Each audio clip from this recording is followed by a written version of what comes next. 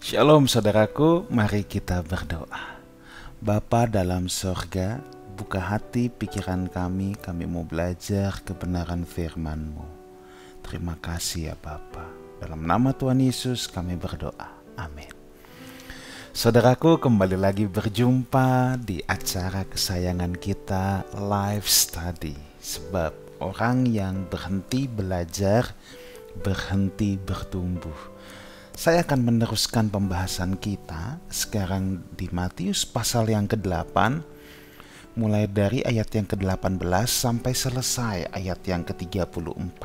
Ini mencakup 3 kisah, saudara bisa membaca dengan detail ya di Alkitab saudara. Kisah yang pertama adalah tentang orang-orang yang mau mengikut Tuhan Yesus. Di ayat yang ke-19 dikatakan ada ahli Taurat datang kepada Tuhan Yesus dan ucapannya nggak main-main saudara. Ucapannya, "Guru, aku akan mengikut engkau kemana saja engkau pergi." Saudaraku, ucapan ini ucapan yang sangat radikal saudara. Bayangin, dikatakan aku mau ikut engkau kemanapun engkau pergi. Loh, ini ucapan yang sangat radikal. Dan lebih hebatnya lagi, ucapan ini bukan diucapkan oleh seorang yang punya predikat murid Yesus. Bukan Petrus yang ngomong, bukan Yohanes yang ngomong, bukan Yakobus yang ngomong, tapi yang ngomong adalah ahli Taurat. Ahli Taurat saudara ya. Di mana golongan ahli Taurat ini sebenarnya hampir semuanya membenci Yesus. Tapi ada satu yang bilang, "Guru, aku mau ikut engkau kemana saja engkau pergi." Ini kalau dia belum hancur hati, belum pecah hati, belum serius mengagumi, tidak mungkin saudara mau berkata demikian. Kalau kita bayangkan kita mau pelayanan,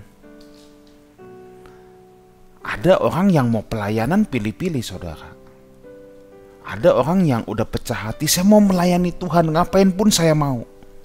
Tapi ada milih-milih, "Aku mau pelayanan, tapi lihat dulu." Enak gak? Kalau mengganggu kenyamananku, tidak usah. Aku tidak mau. Ya. Tapi ahli Taurat ini datang dengan sikap hati hamba saudara, dengan sikap hati pelayan. Makanya dia bisa bilang, "Aku mau ikut engkau kemanapun kau pergi." Ini kan ungkapan ini melambangkan adanya sebuah penyerahan diri. Penyerahan diri total.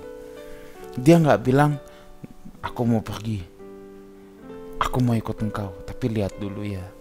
Makanya suka guyon kan orang, ada yang bilang, "Pastor mau ikut pelayanan, nanti ya tunggu ke Jepang bukan ke Papua." Tuh milih-milih ya. Tetapi yang lebih mengherankan lagi, Tuhan Yesus menjawab dengan jawaban yang tidak nyambung. Ada seorang ahli Taurat yang datang dengan statement yang sangat pecah hati dan radikal, dijawabinnya gak nyambung. Tuhan malah jawabinnya, "Serigala punya liang, burung punya sarang, tapi anak manusia gak punya tempat loh untuk meletakkan kepala." Kan gak nyambung saudara. Ya harusnya Tuhan berkata, "Oh ayo ikut," atau "Tidak bisa, kamu tidak bisa." Tapi ini dijawabinnya, serigala punya liang, burung punya sarang, anak manusia tidak punya tempat untuk meletakkan kepala. Mau diartikan apa? Yang saya pahami, Tuhan Yesus hendak menekankan, kamu mau ikut aku, yakin. Ini gak gampang loh. Ini bukan ahui-ahui, bukan santai-santai. Aku gak bawa kamu ke tempat pesta pora. Kalau kamu mau ikut aku bawa kamu ke medan perjuangan. Bukan tempat pesta pora, tempat santai. Ucapan ini kan sedang mengindikasikan saudara, hewan liar aja, serigala aja punya tempat untuk istirahat. Burung punya tempat untuk istirahat, anak manusia nggak punya. Artinya apa? Kamu mau ikut aku, kamu siap capek. Ini bukan perjalanan pesta. Ini perjalanan yang akan melelahkan, meletihkan. Meletihkan. Tentu ayat di sini anak manusia tidak punya tempat untuk meletakkan kepala bukan hendak membahas Yesus punya rumah atau tidak, sebab ini juga ada perdebatannya. Ada yang berkata di Markus 2 ayat 1 mengindikasikan Yesus punya rumah. Tapi pertanyaannya, kalau punya rumah kok nginep di rumah ibu mertua Petrus? Ya, ini bukan poinnya, tetapi Tuhan sedang ingin berbicara. Mengikut dia adalah perjuangan dan peperangan, bukan santai-santai. Ini perjuangan berat. Di ayat yang ke-21, saya teruskan dulu. Seorang lain, yaitu salah seorang muridnya. Nah, ini seperti paradoks. Tadi ahli Taurat loh, golongan yang membenci Tuhan Yesus. Sekarang muridnya. Tapi ini pasti bukan ke-12 murid, mungkin ke-70 murid ya. Salah seorang muridnya berkata kepadanya, Tuhan, izinkanlah aku dahulu pergi menguburkan ayahku. Ini statementnya kalah radikal loh sama ahli Taurat. Ini paradoks. Harusnya yang bicara, guru, aku akan mengikut engkau kemana saja engkau pergi, harusnya murid. Kalau ahli Taurat yang bicara, aku mau ikut, tunggu ya, aku mau menguburkan orang tuaku dulu. Itu dapat dipahami. Nah, ini kan paradoks, ahli Taurat ngomongnya radikal, malah murid ngomongnya memble. Nah, tetapi di sini juga persoalan ya. Masa salah menguburkan orang tua ya? Saya mencoba mencari di latar belakang kenapa Tuhan Yesus malah menjawab, ikutlah aku, biarlah orang mati menguburkan orang mati mereka. Kan kesannya kurang ajar, saudara. Saya mencoba mencari dari kultur sosio-budaya latar belakang, kenapa Tuhan Yesus tidak mengizinkan? Kok Tuhan Yesus kayak nggak punya empati, Tuhan Yesus kayak nggak punya, dalam tanda petik, peri kemanusiaan, ayahnya meninggal kok nggak dikasih ini. Ya, sedikitnya ada dua kemungkinan yang saya temukan lewat penelusuran saya. Ini bukan soal harta warisan, sebab saya juga pernah mendengar ini masalah dapat warisan, tetapi saya tidak dapat menemukannya dalam sumber-sumber yang saya telisik. Kenapa Yesus tidak mengizinkan murid ini untuk menguburkan ayahnya? Kan seorang anak mau tidak mau harus menguburkan orang tuanya, kalau enggak itu anak kurang ajar, saudara. Apalagi dalam agama Yahudi, menguburkan orang tua adalah sebuah kewajiban. Nah, kemungkinan yang pertama, menguburkan ayahku merupakan ungkapan dalam bahasa Aram yang berarti mengurus ayahnya sampai meninggal. Jadi saat itu ayahnya belum meninggal, tetapi dia mau bilang, aku pulang dulu ya, nanti kalau ayahku sudah meninggal baru aku ikut engkau ya. Dan inilah ungkapan biarlah orang mati menguburkan orang mati menjadi seperti gaya bahasa dalam tanda petik mencolok, seperti balok di depan mata, mencolok balok depan mata ya.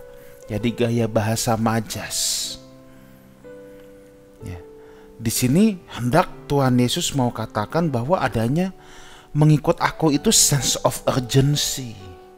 Melayani itu sense of urgency. Bukan kalau ada waktu, kalau sempat. Nanti kita bahas lagi. Tapi saya mau ke penafsiran kedua dulu. Penafsiran yang lebih populer, saudara ya. Saudara harus tahu, dalam hukum Yahudi itu ada dua macam penguburan. Yang pertama ketika baru meninggal, lalu diletakkan jasad di dalam goa. Seperti Tuhan Yesus habis disalib, diletakkan di dalam goa yang merupakan kubur milik Yusuf dari Arimatea. Itu penguburan yang pertama. Yang ini wajib.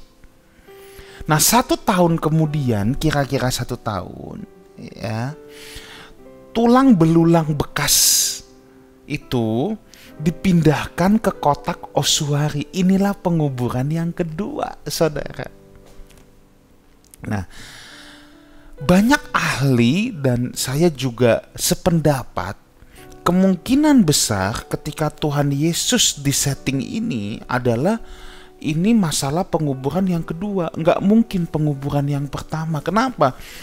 Kalau penguburan yang pertama, seseorang yang baru kehilangan orang tuanya itu tidak akan kemana-mana. Apalagi 7 hari pertama dia hanya akan diam di rumah. Dia nggak berkomunikasi, dia tidak berinteraksi dengan orang lain. Apalagi keluar rumah, dia hanya menerima tamu, orang yang mengucapkan turut belasungkawa kepada dirinya, saudara. Jadi ini adalah peristiwa penguburan yang kedua, ya, bukan penguburan yang pertama. Apa sih yang kita bisa pelajari, saudara? Nah, saya mau lari dulu di Lukas 9 ayat 62. Itu konteksnya sama, konteks mengikut Tuhan Yesus. Ditambahkan satu kalimat lagi. Jadi 2 kalimat ini ada, ditambahkan satu kalimat lagi. Setiap orang yang siap untuk membajak tetapi menoleh ke belakang tidak layak untuk kerajaan Allah. Kenapa saya harus sisipkan ayat yang ada di Injil Lukas ini? Karena ini bertalian, saudara. Ayat ini memperkuat bahwa pelayanan kepada Tuhan Yesus yang pertama ini harus kesungguhan segenap hidup. Kesungguhan segenap hidup. Tidak boleh mengharapkan nyaman hidup. Ucapan ahli Taurat tadi itu menunjukkan kesungguhan hidup loh. Aku mau ikut engkau kemanapun kau pergi. Ini kesungguhan hidup. Ada kesungguhan hidup. Dan mengiring Yesus tidak boleh mengharapkan untuk nyaman hidup. Nyaman atau tidak nyaman urusan belakang. Kalau aku sampai nyaman pun aku punya sense of urgency, prioritas utama. Kalau aku tidak nyaman pun tidak masalah. Aku tetap harus memprioritaskan. Sebab kenyamanan itu bukan yang dicari, saudara. Orang yang siap mengiring Tuhan Yesus harus memprioritaskan kerajaan sorga sebagai prioritas yang utama dalam hidupnya. Dan ada sense of urgency. Itu sebabnya berkali-kali saya encourage saudara bahwa tokomu, tempat dagangmu, perusahaanmu itu medan pelayananmu. Ada sense of urgency di mana kita mau melayani orang-orang di sekitar kita. Kita mau jadi berkat. Lalu ini disambung dengan kisah yang terkenal, ya. Ayat 23 sampai 27. Di mana Yesus tertidur di dalam perahu, tiba-tiba ada angin ribut datang. Murid-murid panik membangunkan Tuhan Yesus. Dan Tuhan Yesus berkata, "Mengapa kamu takut, hai kamu yang kurang percaya?" Dan saat itu murid-murid heran, siapa orang ini? Sampai angin ribut pun takluk kepadanya. Kisah Yesus meredakan angin ribut ini sangat terkenal. Ini ditulis di Markus 4 ayat 35-41 dan Lukas 8 ayat 22-25. Injil Markus dan Lukas menceritakan kisah ini lebih detail daripada yang diceritakan oleh Injil Matius. Dalam Markus dan Lukas diungkapkan bahwa air itu sudah masuk ke perahu, bahkan perahu itu bisa tenggelam, saudara. Perahu itu bisa tenggelam. Dan pada saat itu Yesus sedang bobok, lagi tidur, padahal perahunya mau tenggelam. Markus menuliskan murid-murid berkata begini, "Guru, tidak pedulikah kalau kita binasa?" Ini kalau bahasa sehari-hari, "Guru kok tidur aja sih? Guru gak peduli ya kalau kita tuh binasa?" Lalu Yesus bangun dan menghardik angin taufan tersebut dan air menjadi tenang. Di sini ada pelajaran rohani yang kita bisa ambil, ya. Angin ribut, angin taufan ini bisa saja mewakili goncangan masalah besar yang bisa terjadi dalam hidup kita tanpa kita duga. Seperti sekarang ini ya, COVID yang terjadi, siapa yang duga bakal ada kayak gini? Selesainya kapan juga kita nggak tahu, saudara. Efek samping dari vaksin seperti apa juga tidak ada yang bisa memastikan. Apakah kalau vaksin sudah keluar masalah bisa selesai? Tidak ada juga yang bisa memastikan, saudara. Tetapi ada 3 pelajaran penting yang bisa kita ambil. Yang pertama, Yesus bersikap sangat tenang ketika menghadapi situasi genting. Kepanikan tidak akan menambah atau memperbaiki keadaan. Ingat itu. Ketika ada dalam goncangan besar, ketika ada dalam masalah besar, kepanikan, kegugupan tidak menyelesaikan masalah. Yang ada, Daud mengajarkan, "Be still and know that I am you are God." Diam dan tenanglah, ketahuilah aku Tuhan Allahmu. Harus tenang, sebab kita tahu Tuhan selalu menyertai orang-orang yang mengasihi Dia. Kita boleh gak tenang kalau kita tidak mengasihi Dia. Yang kedua, kita tidak boleh seperti murid-murid yang menganggap Tuhan tidak memegang kendali. Bahkan ada kecenderungan berpikir Tuhan tidak peduli dengan hidup mereka. Makanya dibangunin, "Guru, engkau gak peduli kalau kita binasa tuh." Dia curiga sama Tuhan. Dia pikir Tuhan gak take control semua. Saudaraku, percayalah. Apapun yang terjadi dalam hidup kita, Tuhan pegang kendali. Tuhan nggak pikun, Tuhan nggak lalai. Tuhan pegang kendali atas apapun. Yang ketiga, pelajaran yang harus kita ambil adalah percaya itu bukan aktivitas pikiran semata, tetapi harus terekspresi lewat tindakan kita. Makanya Yesus menegur mereka dan berkata, "Mengapa kamu takut dan kurang percaya?" Ekspresi murid-murid menunjukkan bahwa mereka tidak percaya. Mereka jadi takut karena kurang percaya. Ini persoalannya bukan yang nggak boleh membangunkan Tuhan Yesus. Kan beda orang panik sama orang gugup. Kalau murid-murid punya keyakinan, gurunya memegang kendali semuanya, harusnya dia bisa dengan tenang, "Guru, bangun. Kita perlu pertolongan. Menurut guru ini harus gimana?" Kan beda. Ini kan ini panik. "Guru, bangun, bangun. Guru gak peduli kalau kita binasa." Nah, ingat Tuhan pegang kendali, saudara ya. Harus tenang dan percaya itu bukan aktivitas pikiran semata. Tapi percaya harus diekspresikan lewat tindakan konkret.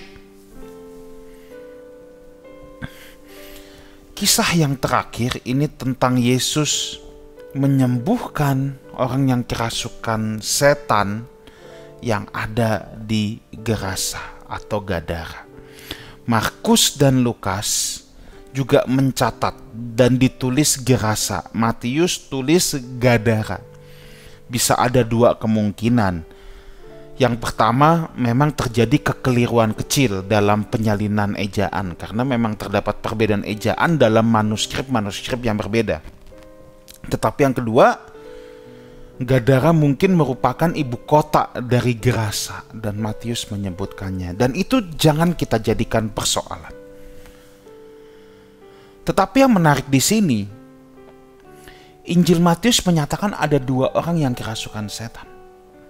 Markus dan Lukas menyatakan hanya 1 kali. Hanya 1 orang yang kerasukan setan. Ini pun jangan diperdebatkan. Jangan kita merasa terganggu.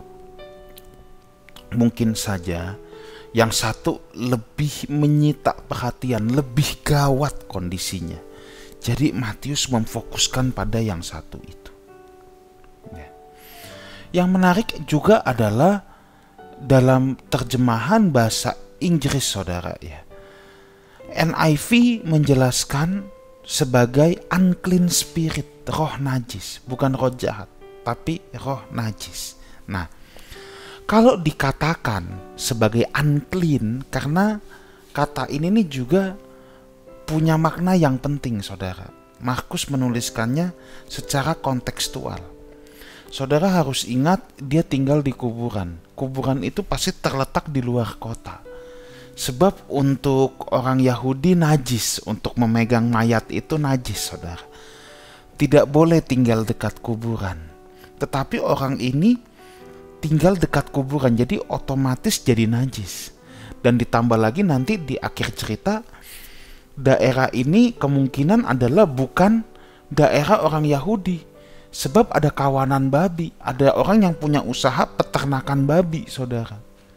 Orang Yahudi juga menganggap babi itu najis. Nah, jadi Markus menuliskan ini secara kontekstual. Secara kontekstual. Markus juga memberikan keterangan lebih detail tentang kondisi orang ini. Dia menjadi ancaman bagi dirinya sendiri dan orang lain, sehingga masyarakat di sekitarnya mencoba mengikatnya, ya. Dan dia selalu bisa melepaskan dirinya dari ikatan rantai. Wah, ini pasti kondisinya sangat membahayakan. Bayangin, diikat rantai bisa lepas. Ini seperti pesulap-pesulap, saudara, ya. Tapi ini bukan pesulap masalahnya. Orang jadi putus asa. Markus menuliskan tidak ada seorang pun yang bisa menjinakkan, subdue, damazo dalam bahasa Yunani. Ya, itu kata yang digunakan untuk menjinakkan seekor binatang liar. Jadi orang yang terbelenggu oleh kuasa jahat di sini, ini diperlakukan persis seekor binatang. Ya. Diperlakukan persis dengan seekor binatang. Makanya sampai dikatakan sebagai roh najis. Pokok pelajaran yang harus kita belajar dari Yesus menyembuhkan orang yang kerasukan di Gerasa atau di Gadara ini adalah, yang pertama, setan pun tahu dan gentar akan Tuhan. Karena ketika Yesus datang, apa urusannya dengan kami, hai anak Allah? Setan pun takut dan gemetar. Jadi kalau orang Kristen hanya sekedar tahu dan gentar, bukan karena ekspresi hormat lewat tindakan, maka harus diingat, setan pun tahu bahwa Yesus itu Tuhan. Jangan cuman jadi Kristen yang aku percaya Tuhan Yesus. Ya, percaya yang bagaimana? Setan juga percaya, saudara. Setan pun percaya. Setan pun percaya. Kan banyak orang Kristen napas Natal Paskah. Tentunya dari bibirnya mengandung pengakuan Yesus itu Tuhan.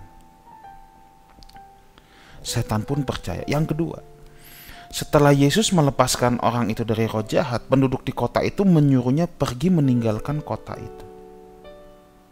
Bukankah baik seorang yang kerasukan setan menjadi sembuh?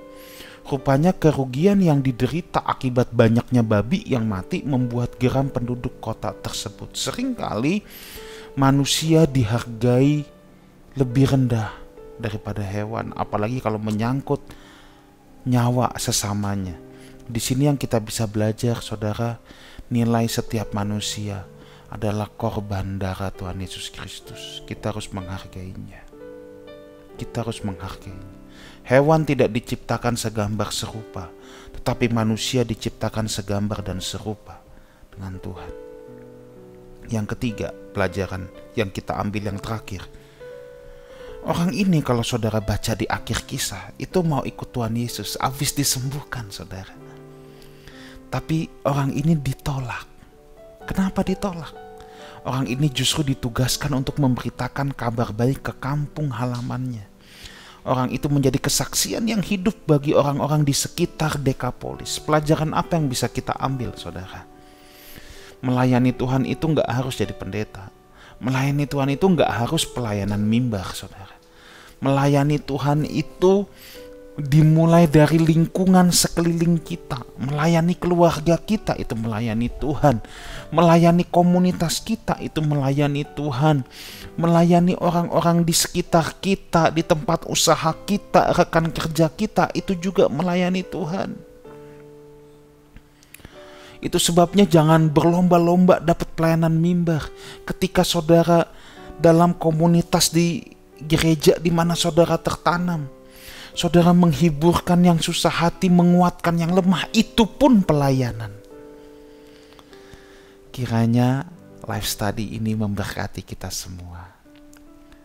Mari kita berdoa. Bapa, hamba-Mu berhenti berbicara, bukakan pikiran hati kami dengan hikmat yang berasal daripada Roh-Mu saja.